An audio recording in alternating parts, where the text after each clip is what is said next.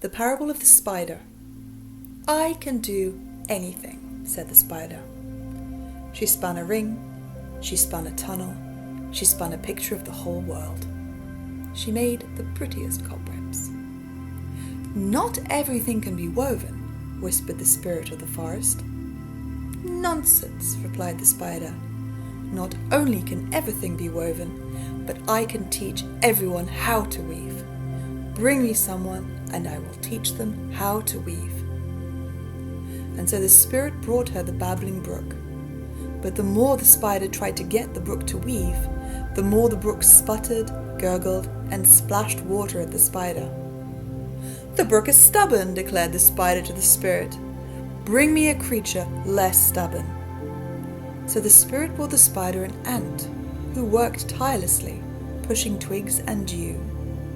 But when the spider tried to show him her web, the ant just got stuck and had to be freed by his friends. "Now do you believe that not everyone can weave?" said the spirit, trying not to tinkle with her laughter. "Well, that only makes them useless." And since the spider believed that anything could be woven out of thread, she added, "So why have any creatures other than spiders in the world?" The spirit thought this was interesting and decided that, just for one night, she would turn all the creatures of the world into spiders. The babbling brook was turned into a dark hollow filled with tunneling spiders. The ants on the anthill became a mess of little spiders on an untidy heap of cobwebs. The shadows of the forest grew long and shivery.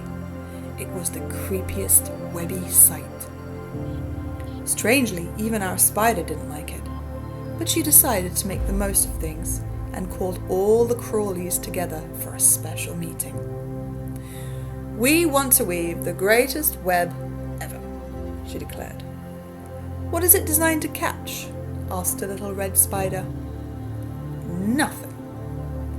"Well, every web is designed to catch something, so it won't be a good web. A web is always a trap." The others agreed by clicking their pincer-like fangs. "But it'll be beautiful," said our spider. "How?" asked the young widow. "Beauty requires variety, and we only have one thread." At this our spider began to feel rather sad. It was true. She could only build traps, and using only one thread. Perhaps her weaving wasn't really worth that much at all. "I have the answer," said the red spider brightly. Until this evening's magic, she'd been a clever little fox, and though she was enjoying her evening as a spider, she was keen to scurry through the forest as a fox again. "We can trap ideas," she explained. "We can weave a picture that tells all the other creatures what wonderful things they could be doing. We will weave guides. We will show the brook how best to babble, and the ants how best to build.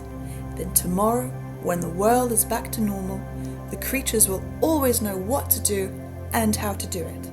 So it will be, in a sense, as though the spiders have woven everything."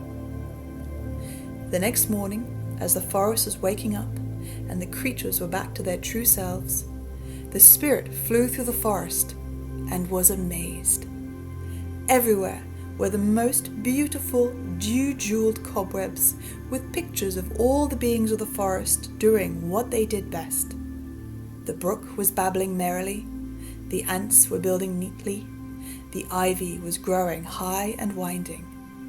The spider who had insisted she could do anything had woven signs everywhere for all the creatures to follow. "I apologize," the spirit told the spider. "I understand what you mean now. You can create the idea that gets others to change the world. You can indeed do anything." The spider smiled and kept on weaving her webs.